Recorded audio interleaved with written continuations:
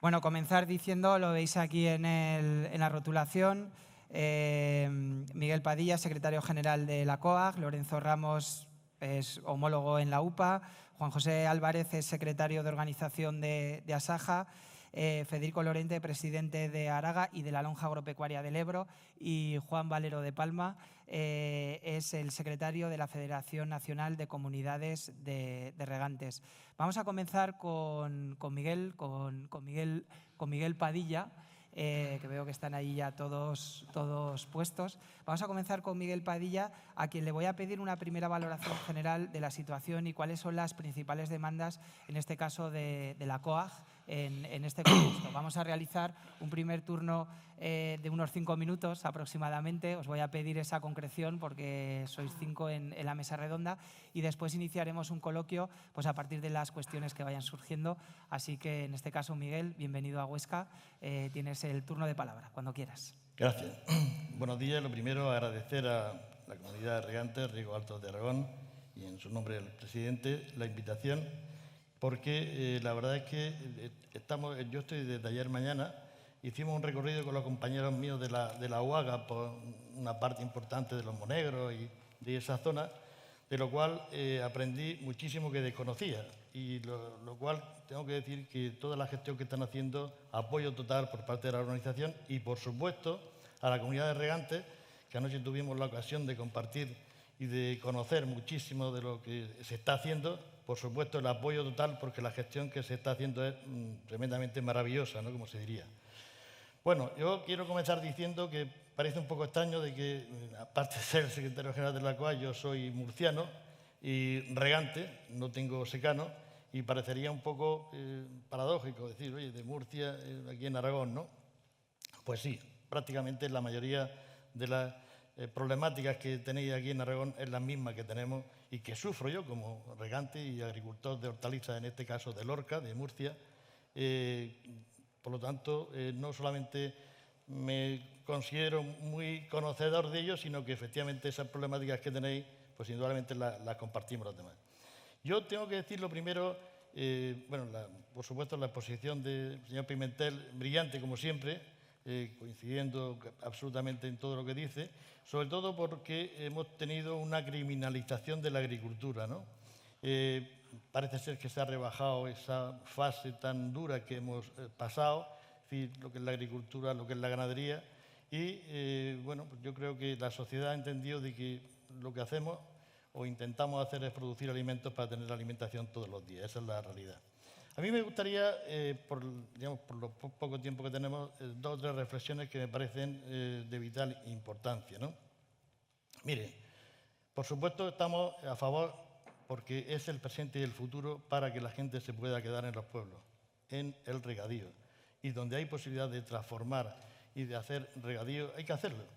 Porque de la otra manera, es decir, el secano, que es la otra realidad que tenemos, se tiene que luchar con otras armas, pero donde hay regadío, para que los jóvenes, la gente se pueda quedar en los pueblos, indudablemente hay que hacerlo, y hacerlo de la forma que ahora se hace, de la modernización, para producir alimentos.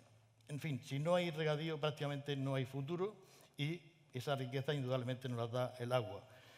Como saben, yo vengo de una zona donde la escasez de agua es tremenda, ¿no? Y donde tenemos varias fuentes, aunque con miseria, pero allá donde tenemos ese riego, pues hay riqueza ahora y seguro que lo va a haber después. Por tanto, mi apoyo total y mi organización total a esa fase que se está haciendo de crear regadíos para que la gente se pueda quedar en el pueblo. Pero claro, nosotros tenemos un modelo, y es el modelo profesional. No es lo mismo la gente que vive del campo y que además vive también en el campo, que la gente que tiene campo pero que no vive de él. Por tanto, nuestra organización lo que apoya sin duda alguna es a ese agricultor ganadero profesional, que es muy distinto a todos los demás. Y estamos sufriendo, no solamente aquí en Aragón, que presentamos hace una semana un informe sobre el tema de los fondos de inversión, la uberización del campo. Esto se está produciendo en prácticamente todas las comunidades de España donde hay tierra y hay agua, ¿no? Claro, si no se ataja de alguna manera lo que es la entrada de estos fondos de inversión, ¿qué relevo generacional vamos a tener? Porque es muy sencillo. Los fondos de inversión, que lógicamente, legítimamente tienen su derecho a ganar dinero, van a la tierra y van a la tierra que tiene agua, ¿no? Ese acaparamiento de tierra que se está haciendo en muchísimas zonas. Por ejemplo, por poner un dato, en Murcia, la uva de mesa, que era un potencial importante, más del 50% de la uva de mesa ya está en fondos de inversión. Es decir, ya se ha pasado de los agricultores a estos fondos de inversión, que es lo que llamamos la uberización. Bien, tenemos que hacer una legislación, o se apoya lo que es la agricultura profesional, un campo con agricultores y ganaderos, o se apoya a nivel de legislación, o tendremos una reconversión brutal, ¿no? Mira, por poner un ejemplo de explotaciones que tenemos, en fin, donde están desapareciendo y parece que no, hace un poco la distancia, tenemos el vacuno de leche donde 1000 explotaciones anualmente están desapareciendo.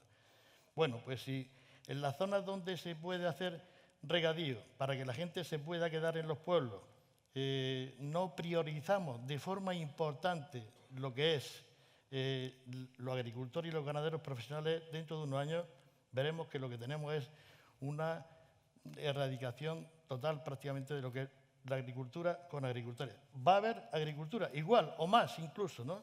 Pero no va a haber agricultores ni va a haber ganaderos. Miguel, ya ves que tenemos aquí este cronómetro que así aprovecho a enseñárselo al resto de los ponentes, que también me ayuda a mi papel en este caso de moderar para que todos más o menos tengáis el mismo tiempo de exposición. Continúo ahora a tu izquierda para presentar a Lorenzo Ramos, el secretario general de la Unión de Pequeños Agricultores y Ganaderos a nivel nacional. Simplemente introducir que leía un titular de la UPA del pasado 9 de octubre en el que dabais por cumplida la principal reivindicación de las tractoradas en cuanto a la burocracia, la simplificación de la PAC, después de la publicación del Real Decreto en el BOE en el que se flexibilizan los ecoregímenes y se reduce esa burocracia. En tu opinión, y también en este turno inicial, ¿en por qué momento estamos navegando dentro del sector primario? También cómo están influyendo todas estas demandas, todas estas cuestiones que históricamente las organizaciones agrarias habéis puesto sobre la mesa, y cómo se está avanzando en esas negociaciones con los diferentes gobiernos autonómicos, nacionales y, por supuesto, con Bruselas. Muy bien, pues muchas gracias, Chema. Ya sabemos que en vez de mirar para ti tenemos que mirar para el reloj. Sí. Esto es lo más importante. Además son las matemáticas, esto no... Muy bien, no pues muchas la gracias. digitalización De verdad, vamos a intentar ser lo más breve posible. Agradecerle a Riegos del Alto Aragón, a la comunidad de regantes, que nos haya invitado, que podamos tener la posibilidad de estar aquí.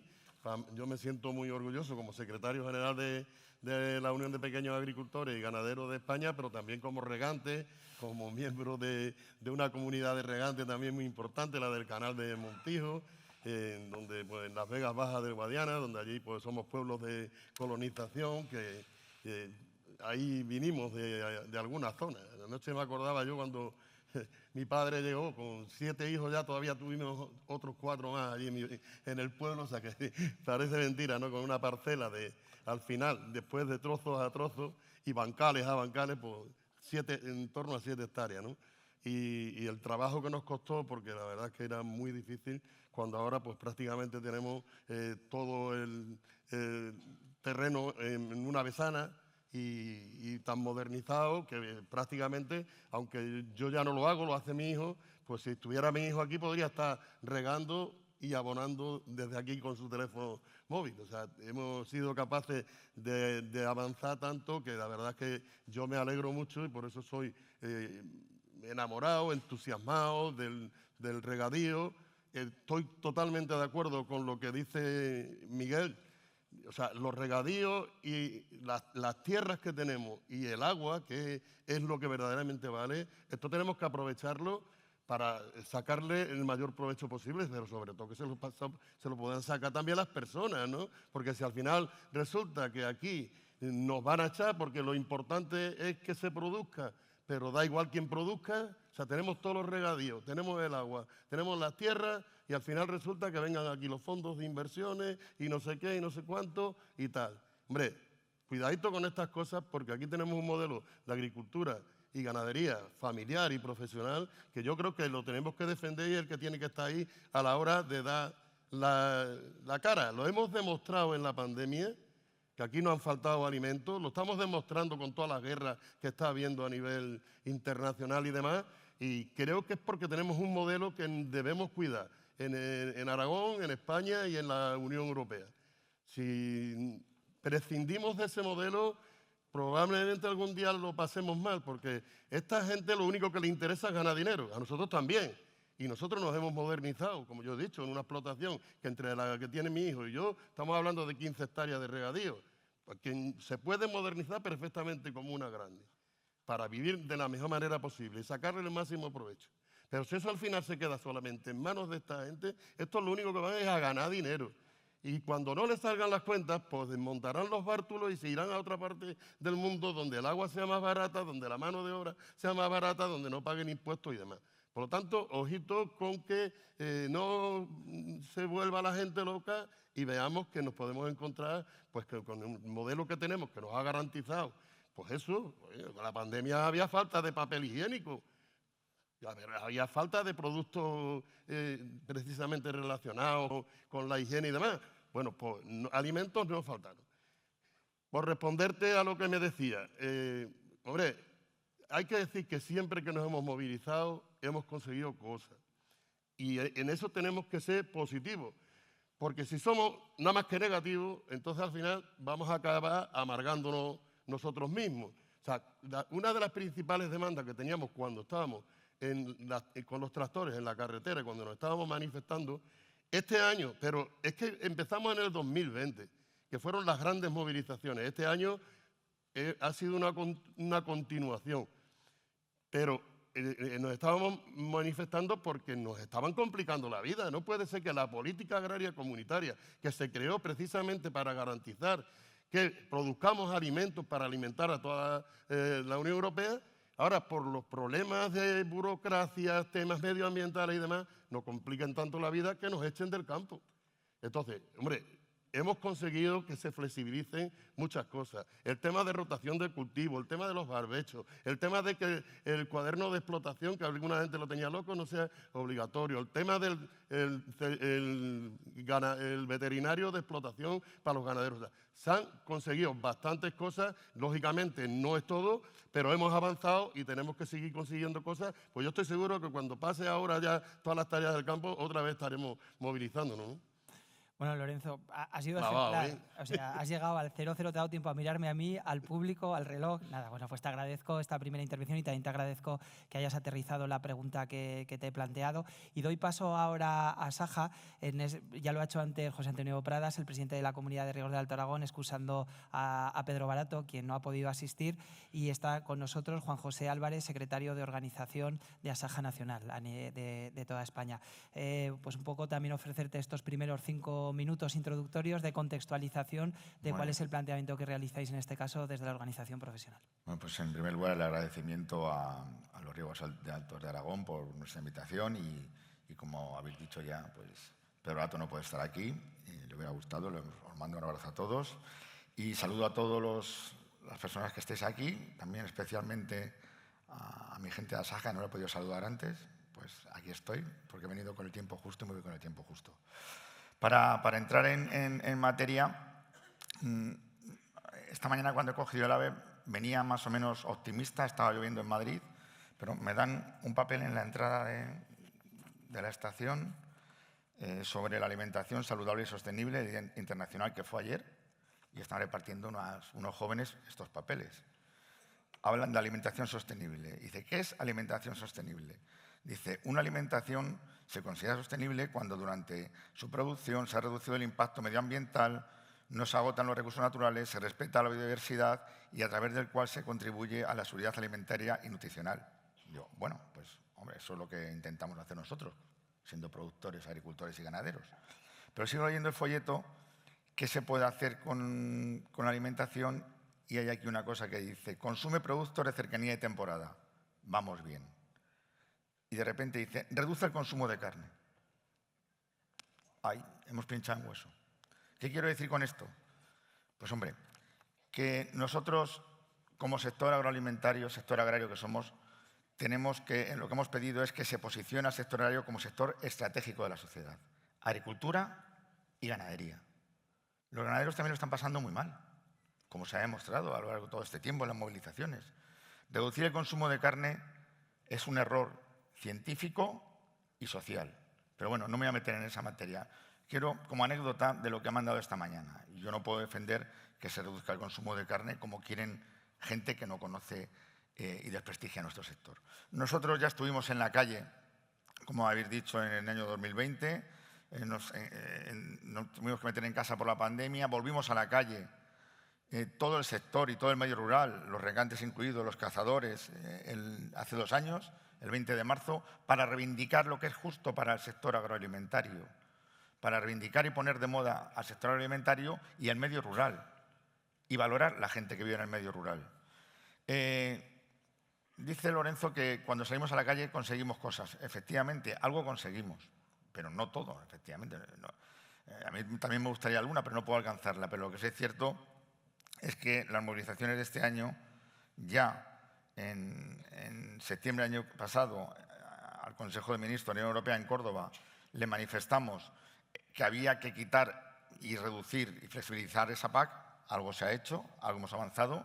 Creo que llega tarde, pero bueno, algo hay. Y quedan muchas cosas por hacer, como es posicionar al sector agrario como sector estratégico. En materia de seguros queda mucho por hacer. En materia de agua, pues vosotros los regantes lo conocéis mejor que nadie. Donde hay agua hay vida y hay que hacer infraestructuras, hay que revitalizar todo el tema del agua y que sea eficiente. Todo el tema del comercio internacional que hemos pedido, cláusulas espejo, queremos competir en igualdad de condiciones que los agricultores de terceros países. Nosotros tenemos unos estándares que nos exigen porque otros países y otros productos que entran en la Unión Europea y en España no lo cumplen. Bueno, pues así no podemos tampoco funcionar. Por otro lado, en materia fiscal hay muchas cosas que hacer todavía, que se han quedado pendientes, cosas de IVA, que parece ser que ahora no se puede porque hay que cambiar los reglamentos, etc.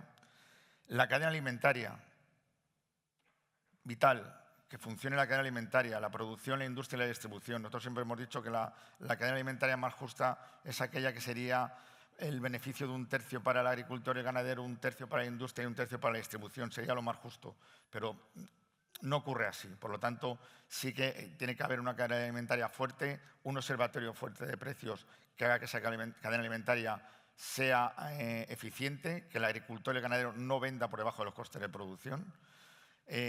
Estamos hablando de tema de precios, pero en la cadena, pero tenemos un problema de costes de producción. Ya lo ha comentado antes Manuel Pimentel en su intervención. Hay un problema, más que de precios, un problema de costes de producción que estamos sufriendo los agricultores y ganaderos. Y estas subidas de costes que hemos tenido han llegado para quedarse. O sea, no bajan al mismo ritmo que están bajando las materias primas como nosotros quisiéramos. Por lo tanto, todavía queda mucho por hacer. La situación sigue siendo complicada en este momento. Bueno, pues muchas gracias, Juan José, también por esta introducción y por plantear todas estas cuestiones que quedan de momento sobre la mesa y luego vamos a tener más tiempo de poder ir profundizando sobre ellas. Quiero continuar ahora con Federico Lorente, quien es el presidente de Araga y de la Lonja Agropecuaria del Ebro, y a quien también le ofrecemos estos 5 minutos iniciales para presentar cuáles son los problemas del sector y cuáles son las demandas principales que en este caso desde vuestra organización estáis realizando. Cuando quieras. Muchas gracias, Chema.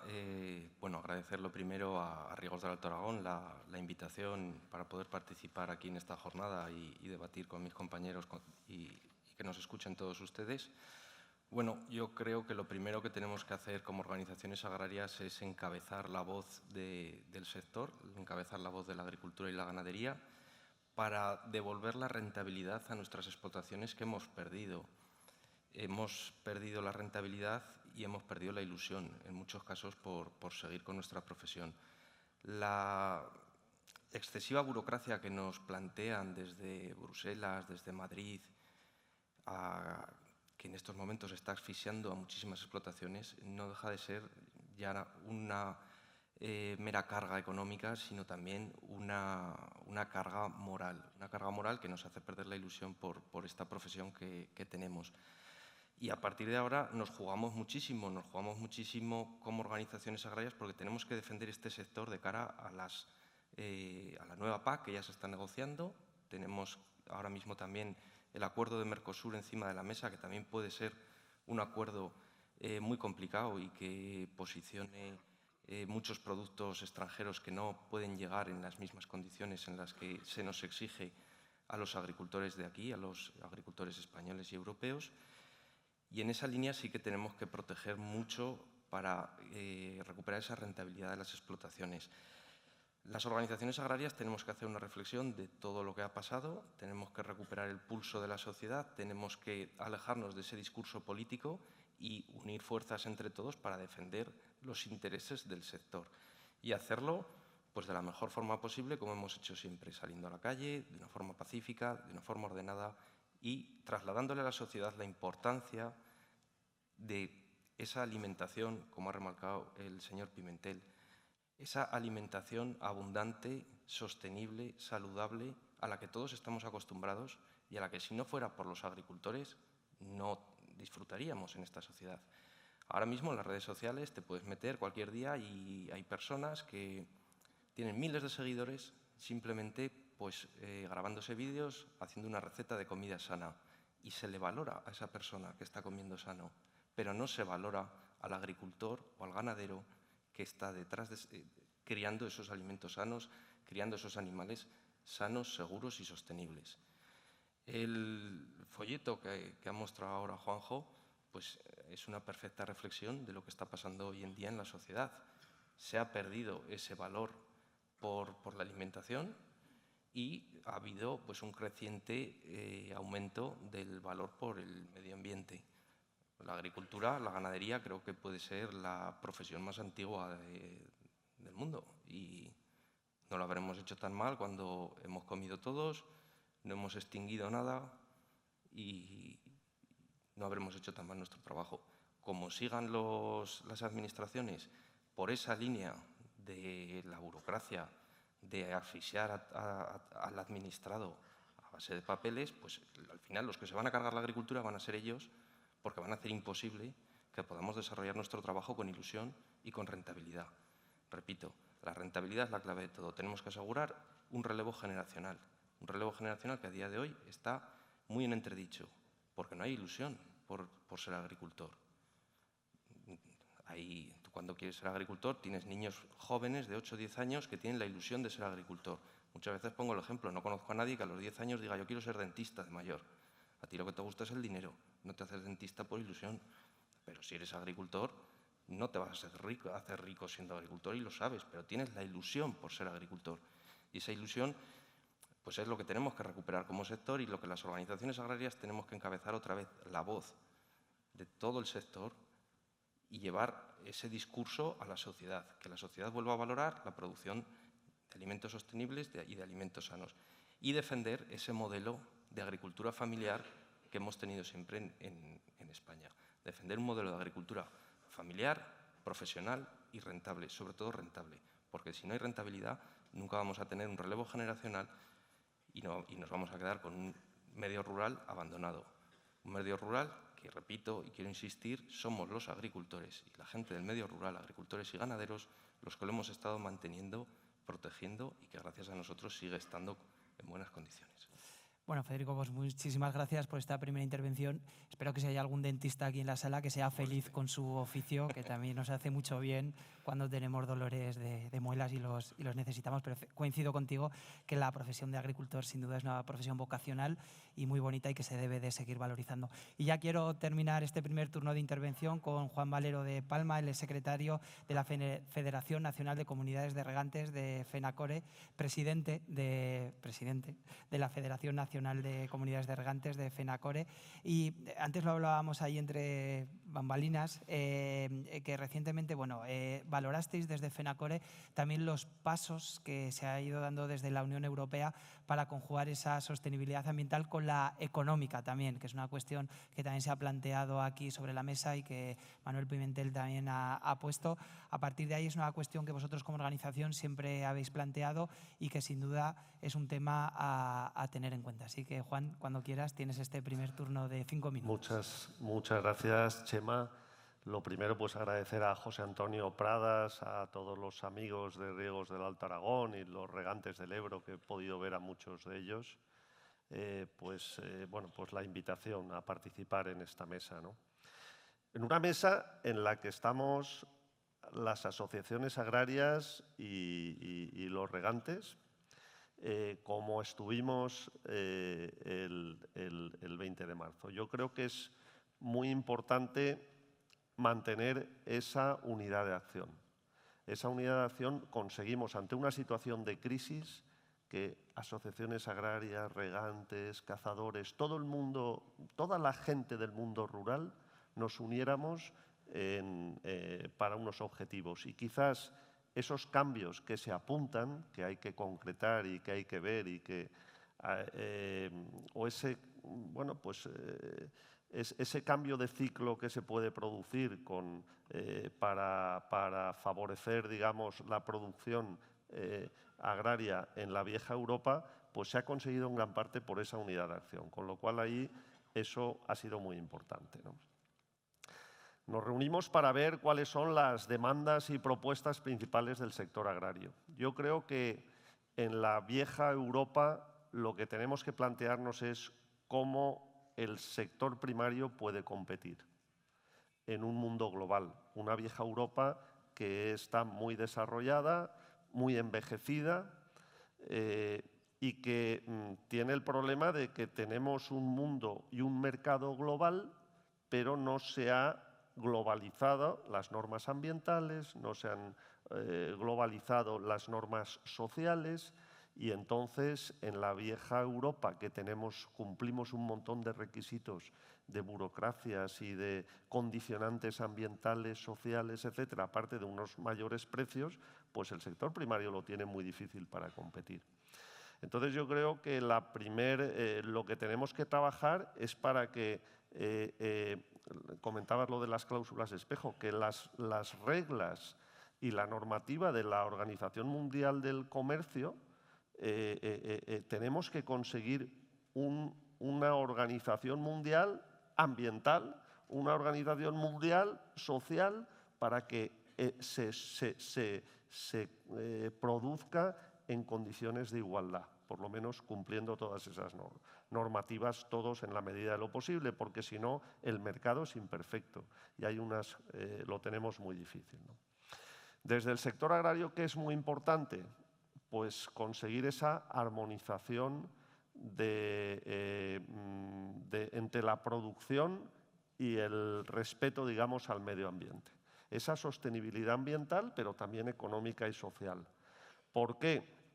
Bueno, yo creo que estamos haciendo esfuerzos, los regadíos y los agricultores, para producir de manera sostenible, reduciendo con todos los insumos, el suelo, el agua, la energía, los fertilizantes. Estamos haciendo unos grandes esfuerzos para ser sostenibles en nuestra producción, pero por el otro lado no vemos que eso se esté retribuyendo en el mercado, no vemos que de alguna manera la rentabilidad de las explotaciones se produzca, no vemos que se cumpla la ley de la cadena alimentaria y estamos en una situación un poco aplastados por un sándwich. Es decir, estamos ahí en medio del sándwich y nos están aplastando por un lado con normas y aplastando por otro lado con las dificultades para competir en el mercado, ¿no?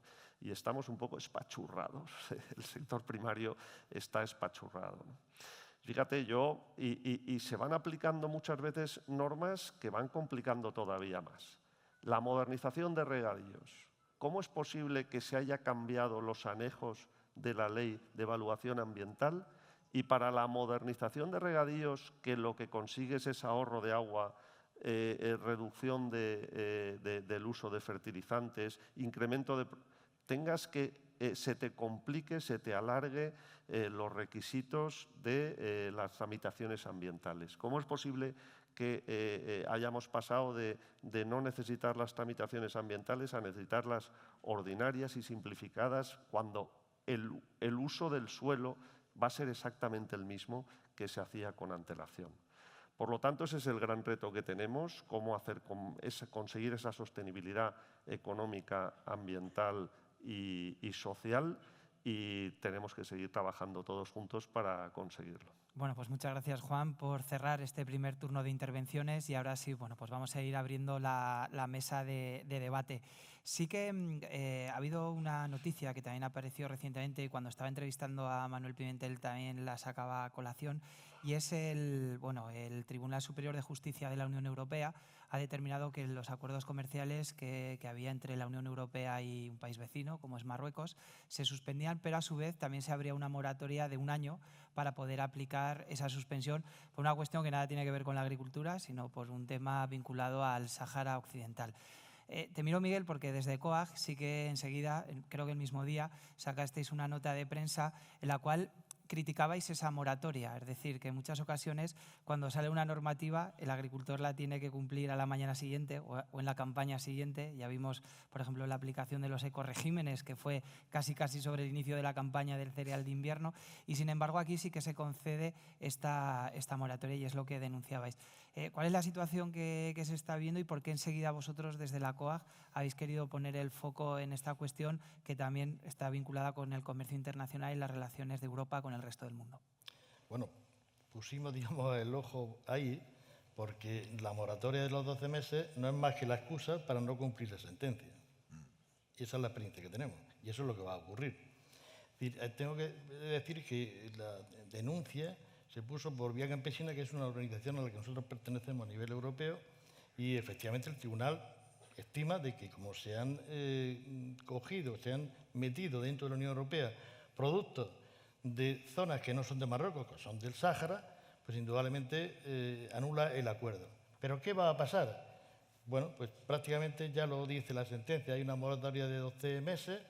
La situación ahora mismo a nivel mundial, a nivel de migración y a nivel de todos los problemas, sabemos la que es. ¿Se va a ejecutar la sentencia? Pues sinceramente, si tuviera yo que apostar por algo, diría que no se va a ejecutar la sentencia, ¿no? Por tanto, bueno, vamos a estar prácticamente en la misma. La entrada de las producciones, independientemente de que en este caso, porque son del Sáhara y no son de Marruecos, viene la sentencia, pero la entrada en general, o sea, con respecto a las importaciones que vienen de Marruecos, que prácticamente hay muy poco control, que son una de las peticiones que siempre hemos hecho, ¿no? Decir, oiga, vamos a ver, el acuerdo está, ¿no? Pero díganos exactamente qué cantidades de productos entran, ¿no? Bueno, pues eso prácticamente se ignora, no se nos dice. ¿Por qué? Pues porque si el contingente es un número X de kilos, entra muchísimo más, ¿no? Y bueno, ahí tenemos el primer caso de competencia absolutamente desleal y la contradicción europea.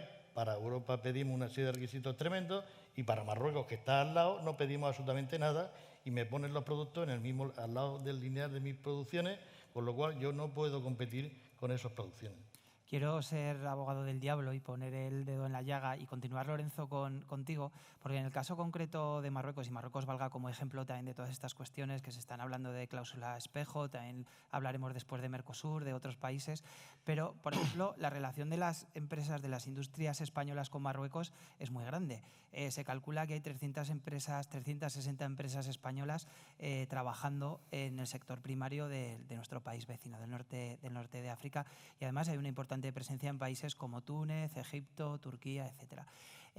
Claro, al final es una relación que es bilateral, nunca mejor dicho. Has sacado a colación el tema de la inmigración, temas sociales, que lógicamente negociaciones colectivas pues también están sobre la mesa, pero también hay un interés de la propia industria alimentaria, Lorenzo. Y en ese aspecto, también vosotros, ¿cómo lo veis? Estas relaciones con estos países, que es verdad que perjudica la entrada a España de estos productos, pero también es cierto que hay una relación de la industria agroalimentaria española con las producciones de aquellas zonas, de aquellas regiones.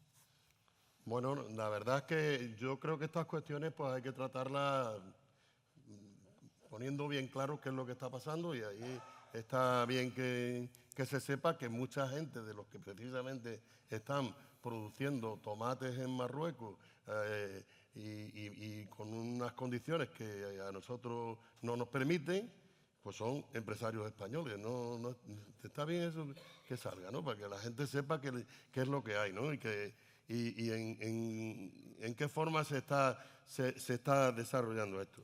Nosotros entendemos de que la Unión Europea tiene que ser clara en los acuerdos comerciales con terceros países en todos los sentidos. No se puede decir, hay que hacer acuerdos por acuerdo, cuando al final ves que si realmente económicamente tampoco se están aprovechando tanto esos países que vemos todo el problema que estamos teniendo con la inmigración. ¿Qué pasa? ¿Que es que la gente quiere montarse en un barco y salir corriendo para irse para acá por gusto, o es porque lo están pasando mal allí? O sea, tendría que tener una repercusión no solamente en las condiciones, que yo creo que tenemos que ser muy exigentes en eso, porque si no el tema de seguridad alimentaria es una mentira, que a mí me digan que se hable de seguridad alimentaria y esté viendo en el mismo sitio que están vendiendo fresas procedentes de Huelva y fresas procedentes de Marruecos, y que ahora sea el consumidor el que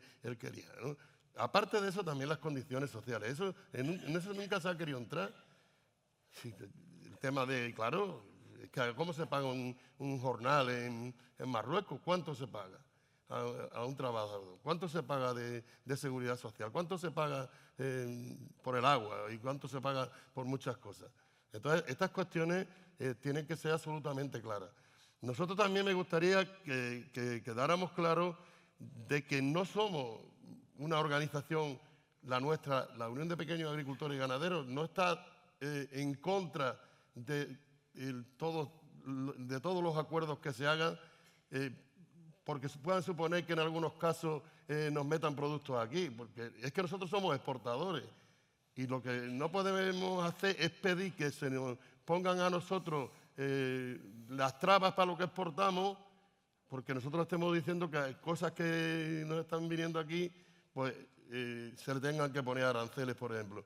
Ahora, cuestiones relacionadas con el tema de seguridad alimentaria, en eso hay que ser absolutamente estrictos. Y ahí hay que seguir exigiéndolo, y esperemos que la Comisión Europea se conforme ya, que empiece esta legislatura, y compromisos que hay de que se vaya a avanzar en ese sentido, pues se puedan conseguir, ¿no? Pues te agradezco, Lorenzo, esta respuesta. Así que Juanjo me pedía la palabra precisamente hablando de una cuestión que tú ya has introducido al principio en tu alocución, sobre estas relaciones con terceros países y cómo establecerlas, cómo dibujarlas. Yo, lo que estaban comentando, por supuesto, completamente de acuerdo con lo que han dicho mis compañeros, y garantizar esa seguridad alimentaria y jugar en las condiciones en los parámetros de estos terceros países.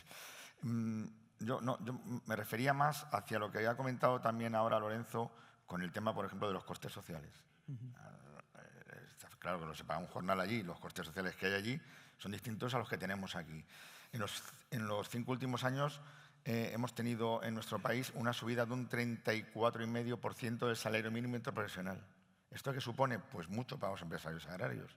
Para la mano de obra que nosotros damos y para nuestros trabajadores supone un incremento de coste que además va ligado al incremento de la seguridad social. Aquí hay una persona que ha sido ministro de Trabajo en nuestro país y conoce muy bien esa realidad. Y también pasa una cosa, las condiciones de trabajo que dicen, hoy estamos negociando, no quiero complicar mucho lo que voy a decir, estamos negociando el convenio del campo de ámbito nacional. Hoy hay una reunión en Madrid, en la cual estamos participando nosotros. Los sindicatos siempre nos dicen que los trabajadores que vienen de fuera no cumplen las mismas condiciones de trabajo. Eso no es así.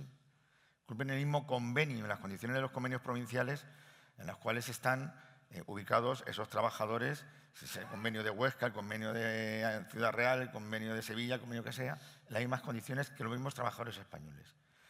Y luego también hay una cosa que quiero decir, a lo mejor no para ampliar este debate, hay una cosa que ha conseguido este gobierno y es habernos puesto de acuerdo a todos, a todo el campo, a regantes, a cazadores, al mundo taurino, a todo el medio rural.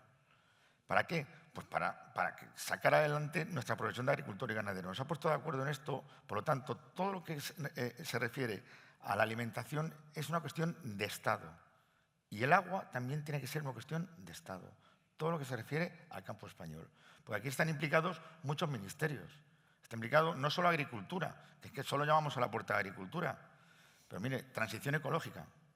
Transición ecológica, pues dependen muchas de las normas que han pasado y que tenemos que cumplir. Lamentablemente, como estaba diciendo Juan anteriormente, hay unas normas que hay que cumplir pero que no cuentan con los agricultores y ganaderos para ese cumplimiento de normas. Han introducido al lobo, y me voy a otro tema, en el LESPRE, en el listado de especies protegidas. El que hay que proteger es al ganadero, no al lobo, oiga. Por ejemplo, la reforma laboral, el Ministerio de Trabajo. La reforma laboral que tenemos es un bodrio para el campo. Y lo quiero manifestar aquí y lo he manifestado en otros foros. Vamos a ver, si hay un sector en el cual existe temporalidad y estacionalidad, es el sector agrario. No, tenemos que hacer trabajadores fijos y fijos continuos. Pues no, habrá que contemplar la temporalidad del campo en las contrataciones, con lo sencillo que sería poner un apellido a las actividades que sean previsibles y ocasionales, que no están hechas solo para el Corte Inglés, que el campo también está ahí con las campañas agrícolas, por ejemplo. Por lo tanto, todos los temas que hay referidos a la alimentación y al campo debería ser una cuestión de Estado. Exteriores, con el tema de Marruecos, acuerdos comerciales, trabajo, etcétera, etcétera. Bueno, pues muchas gracias, Juanjo, también por introducir estos temas y quiero continuar también con Aragath y ya terminaremos este ciclo que yo lo he planteado de políticas internacionales y de la relación con estos países, donde sin duda la cuestión laboral es un tema a tener en cuenta. Antes, en tu introducción, también hacías relación a los acuerdos con América del Sur, con Mercosur. Es verdad que estos días también hemos visto las informaciones del veto que se ha aplazado también de los productos procedentes de la deforestación de países como Brasil, como Argentina, cultivos claves y muy conocidos aquí como puede ser la soja, que somos importadores de esa materia prima, sobre todo para nuestras industrias de fabricación de piensos animales. Entonces, en ese punto, ¿qué valoración también hacéis de las políticas que se están haciendo, de las relaciones que se están haciendo con Iberoamérica, con esos acuerdos con Mercosur y cómo de alguna forma también hay que mantener en vilo todas estas cuestiones? Porque al final un cierre de la importación de este tipo de materias primas también puede incidir en lo que es la cadena de producción alimentaria que tenemos en nuestro país. Lanzo esa reflexión y a partir de ahí sí que te dejo esta cuestión, porque además también me consta que estás en la lonja del Ebro y también eres conocedor de todo el flujo de materias primas y de los vaivenes de precios que hay en torno a esto y la influencia que hay de las importaciones y de los volúmenes, ¿no? que hay. Así es. A ver, lo primero de todo, pues recalcar que necesitamos competir con las mismas reglas de juego con las importaciones que se hagan de terceros países. Creo que en eso coincidimos todos, estamos todos de acuerdo, que por el bien de la rentabilidad de nuestras explotaciones tenemos que competir con las mismas reglas de juego.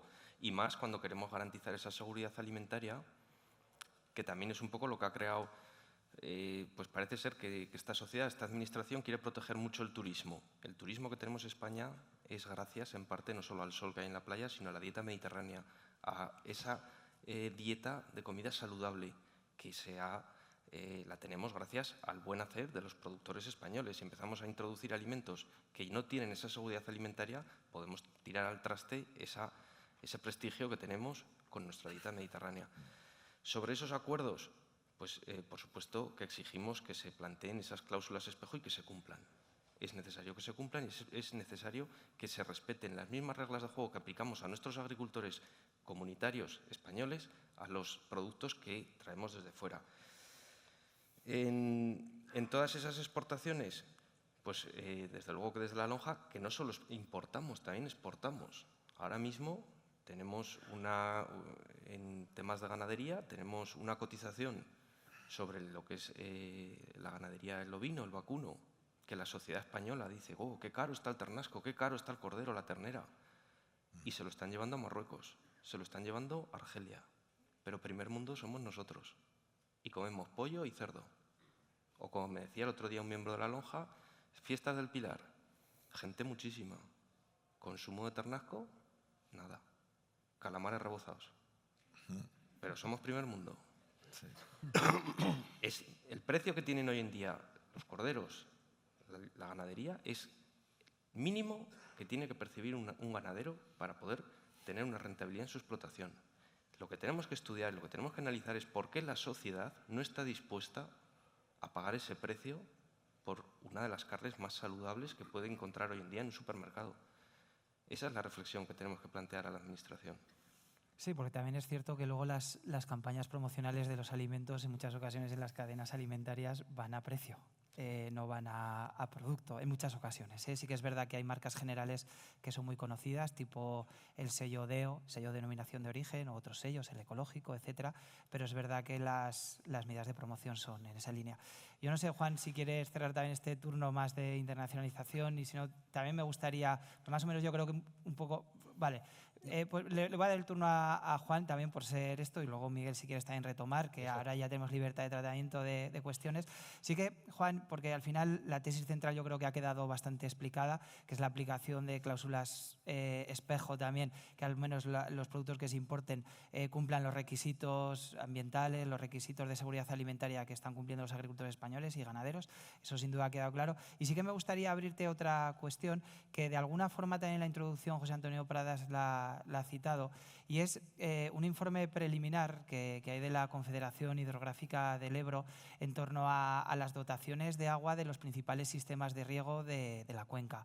Se ha hablado del Canal Imperial, del Canal de Aragón y Cataluña, de riegos de Bardenas. Además, por aquí también he visto a muchos dirigentes, presidentes, gente de su Junta de Gobierno, y se ha hablado también de una rebaja de dotación, si no me equivoco, del 12,3% en la comunidad de riegos del Alto Aragón. Es un estudio preliminar que entraría en vigor, si no me equivoco, dentro de 3 años, pero ya es un planteamiento que está sobre la mesa y que, lógicamente, entiendo que la Federación y las comunidades de regante estáis al tanto y lo visibilizaréis y lo debatiréis con la Administración pública.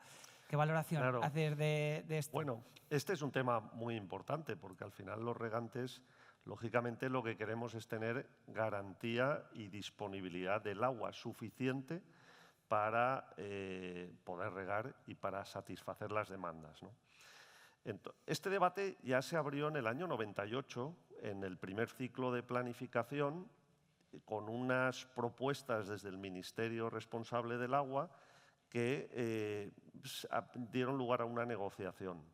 Y nosotros lo que hicimos fue ir al Ministerio de Agricultura, FENACORE, y con el Ministerio de Agricultura, que es la administración agraria, digamos, competente, y planteamos las dotaciones necesarias de riego, que eso termina dando el volumen, digamos, de cada concesión, y se llegó a un acuerdo que ha funcionado razonablemente bien. Ahora, en el proceso de planificación nuevo, bueno, pues se abre este debate y, lógicamente, pues se abren unas negociaciones. Vamos a ver, las dotaciones, si el objetivo de abrir este debate es actualizar esas dotaciones y hacer un cálculo bien hecho, pues seguro que vamos a llegar a acuerdos.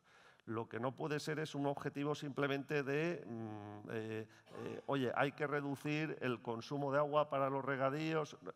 Eso no puede ser una instrucción política.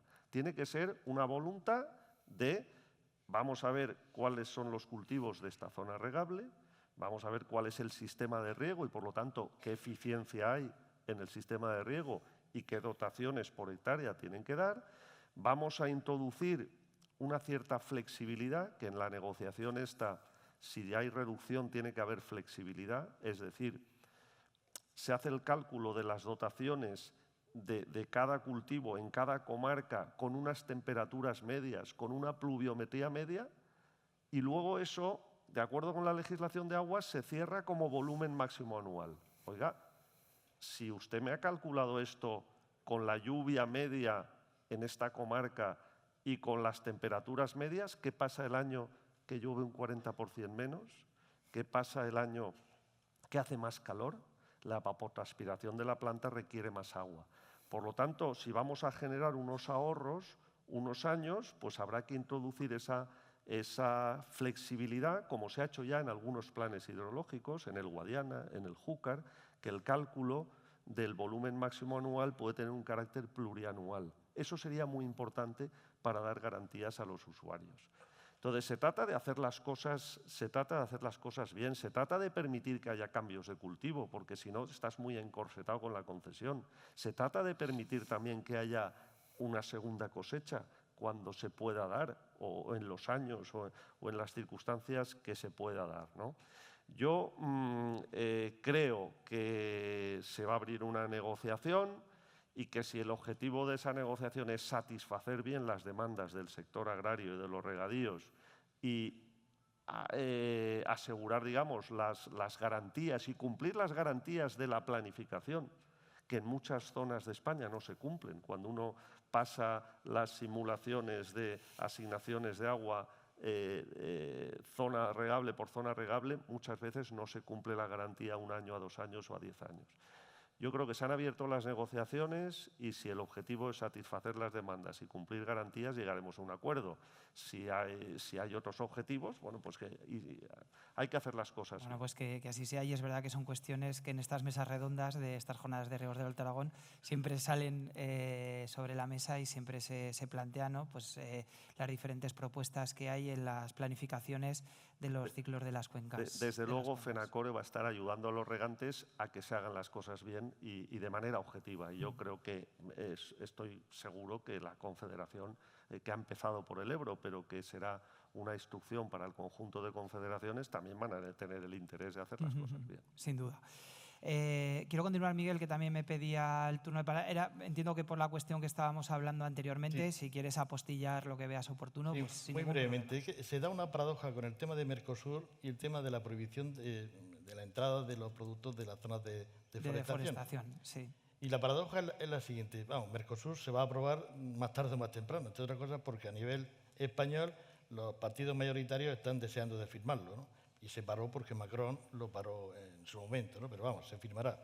Pero se da una paradoja porque, en fin, todo el tema de la prohibición, o sea, de la entrada de los productos de la zona de deforestación, como sabes, se ha dejado aparcado, ¿no? Por una necesidad, lógicamente, de materias primas que hay en Europa y en España también.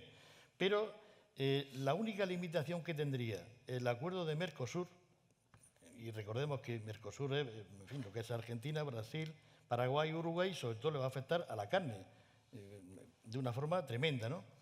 La única limitación que podría tener la entrada de la carne de ese acuerdo, de esos países, es precisamente el tema de la prohibición de la deforestación, porque de esas zonas no podría entrar carne a la Unión Europea y, por tanto, a España, ¿no? O sea, quiero decir, se da la paradoja, es decir, que una norma como es la deforestación, la prohibición de entrada de deforestación sea el único factor limitante dentro de Mercosur para que entre carne de esa zona a la Unión Europea.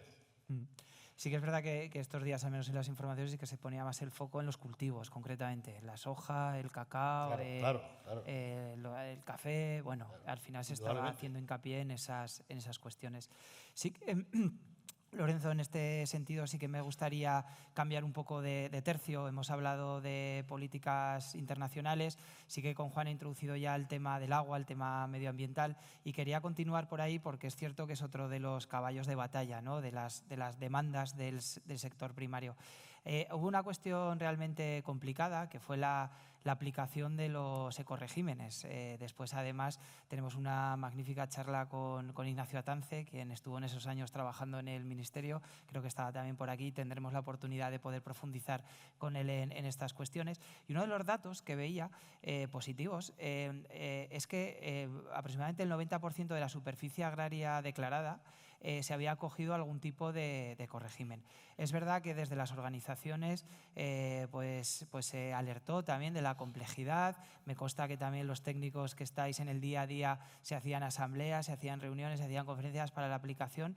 Pero al final, ¿cómo habéis vivido vosotros también esta transición hacia una PAC lógicamente más verde? Eso es una evidencia, con unas intenciones que después también con Ignacio Atance podremos poner sobre la mesa, pero desde el punto de vista del asesoramiento de los técnicos, de cómo lo han vivido los agricultores de base, ¿cómo habéis vivido esta transición y la aplicación de los ecoregímenes en esta nueva PAC que estamos abordando, que estamos viviendo? Yo me gustaría apostillar un poco lo que ha comentado Juan antes, sobre todo porque creo que las administraciones, las confederaciones, sobre todo, están mudadas a dar órdenes, ¿no? Como si los demás no hiciéramos. O sea, llevamos muchos años haciendo cosas y como vivimos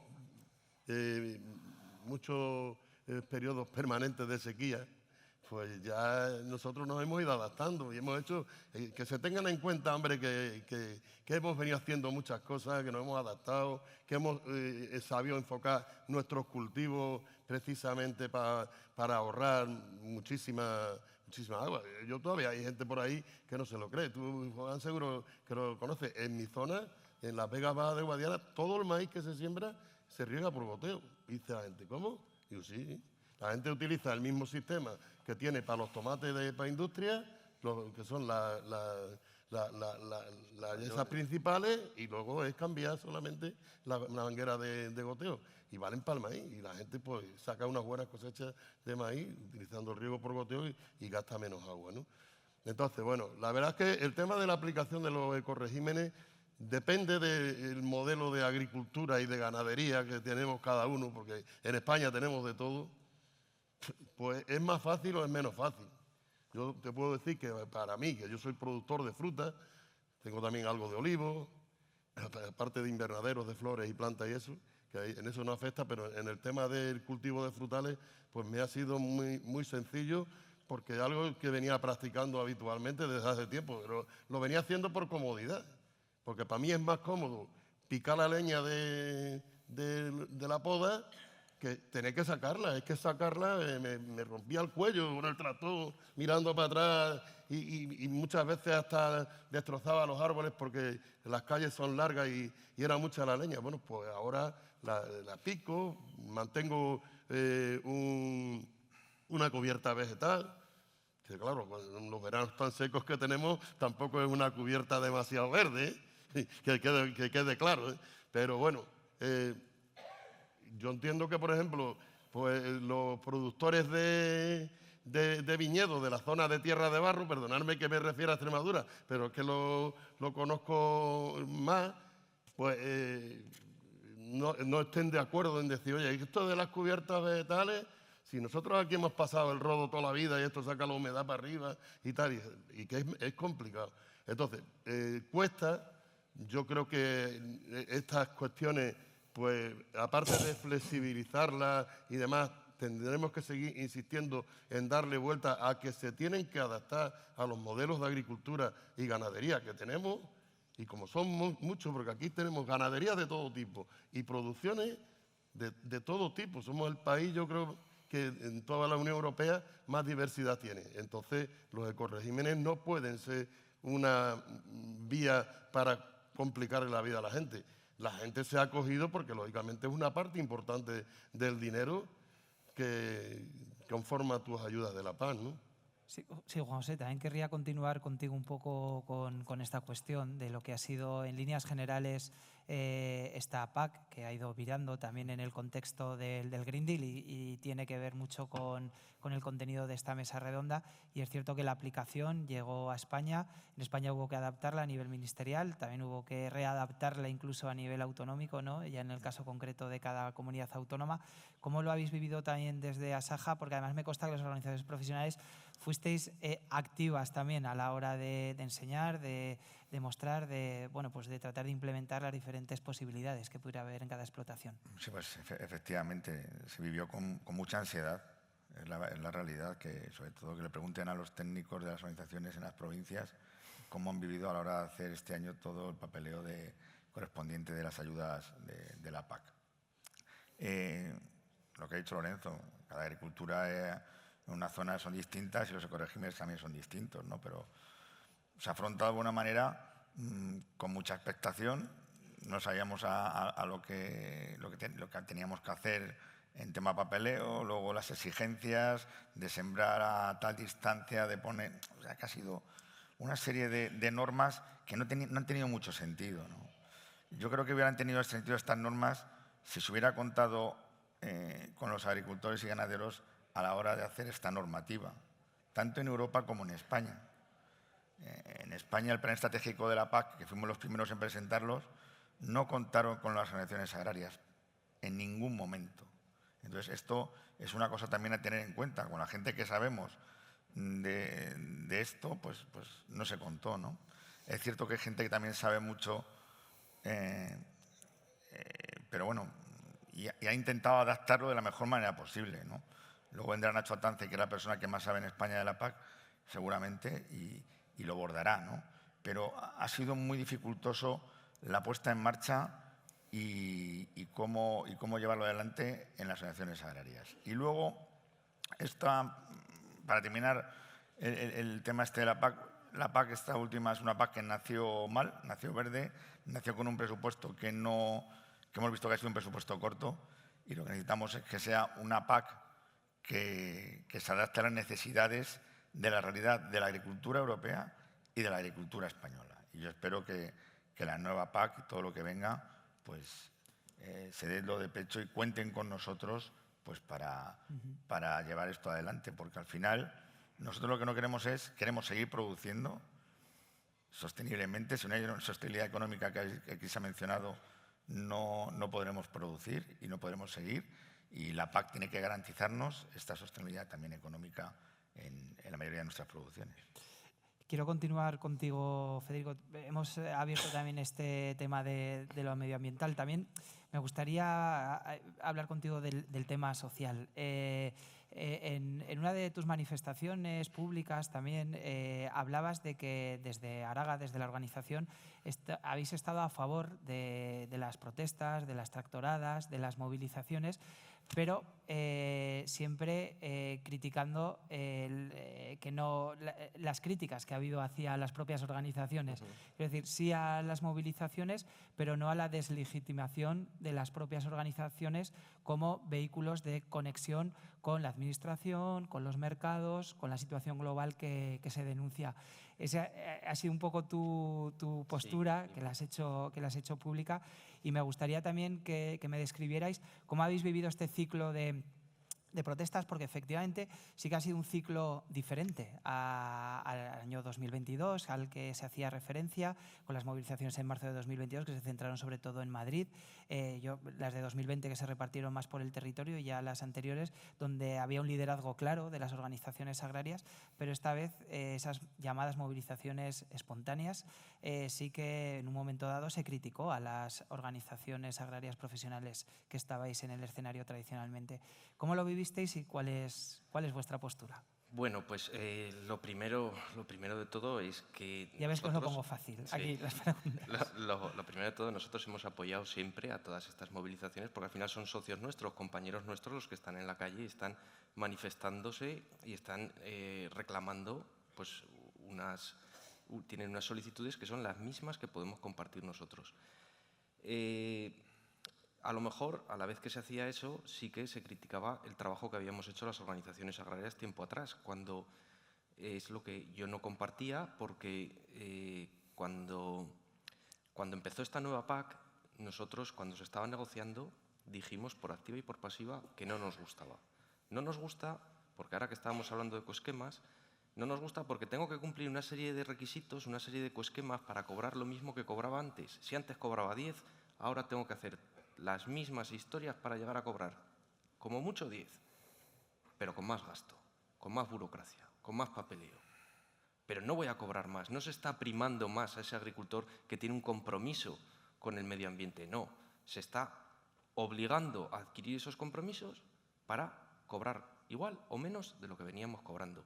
La inflación sube, los costes de producción suben, el presupuesto de la PAC nunca sube, nunca.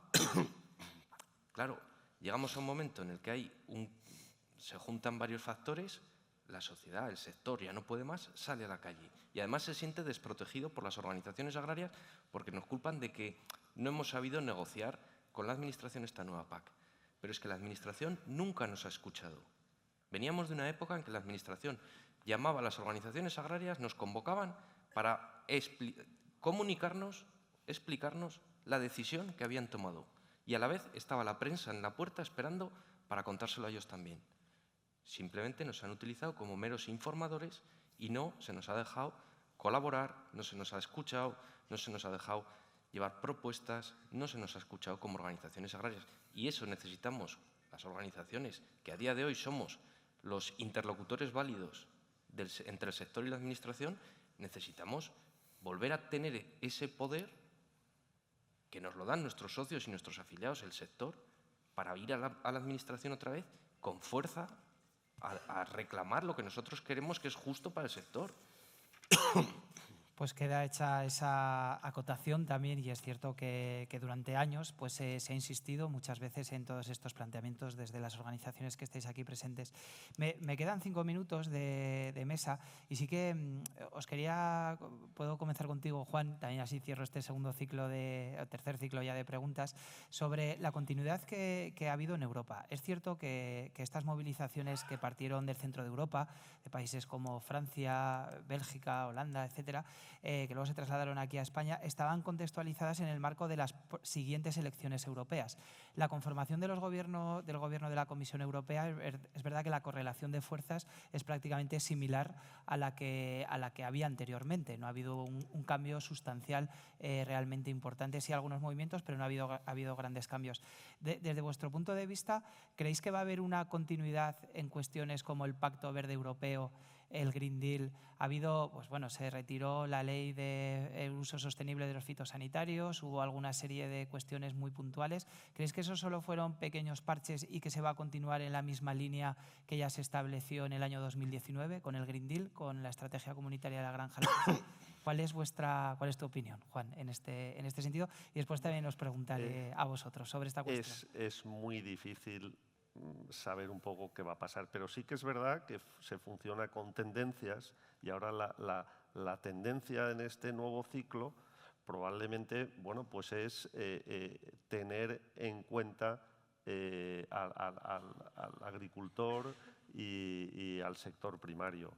Yo, creo que hay que poner ejemplos de cosas que tienen que cambiar.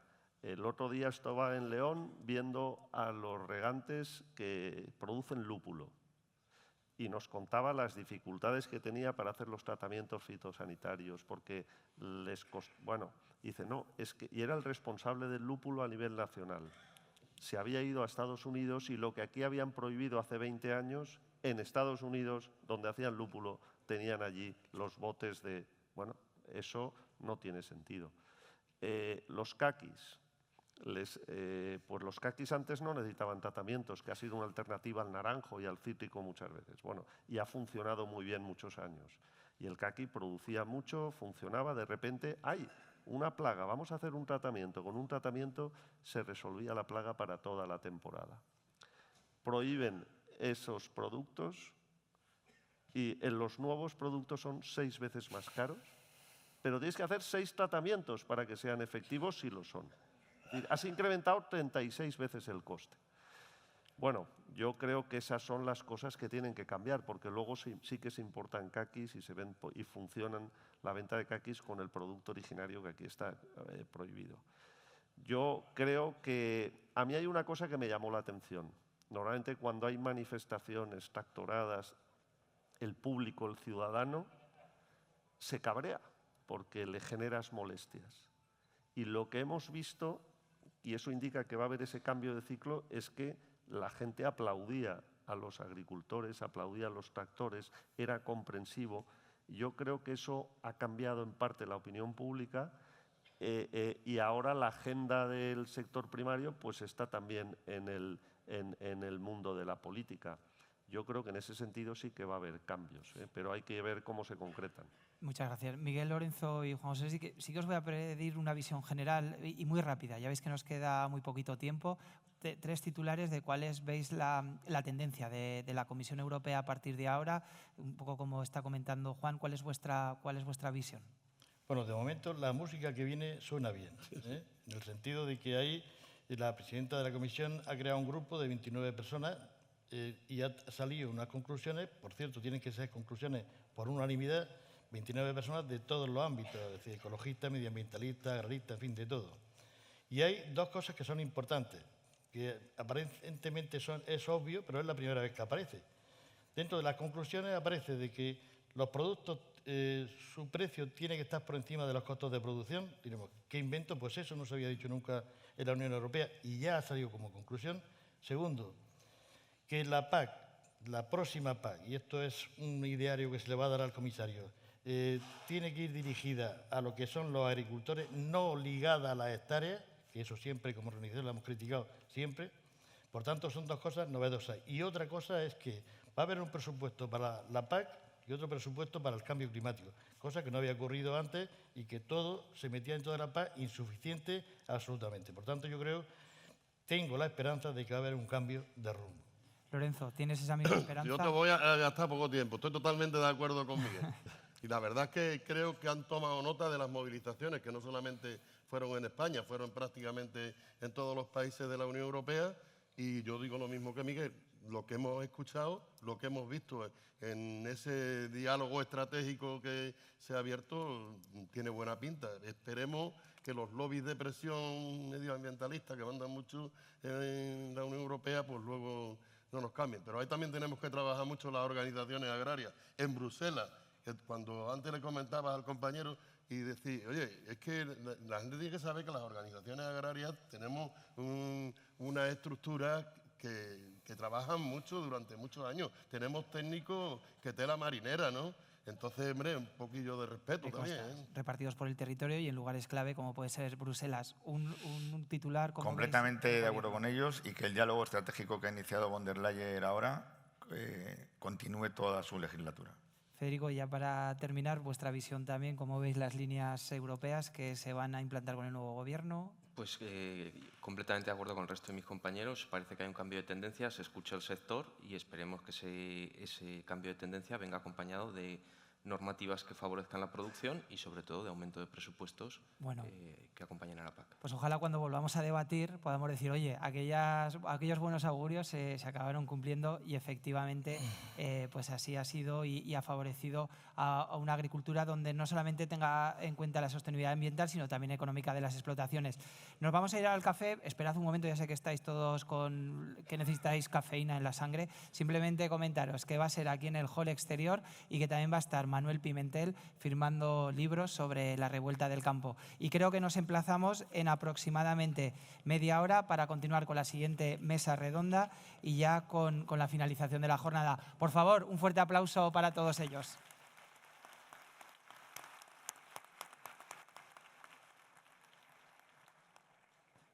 Lo has hecho muy bien.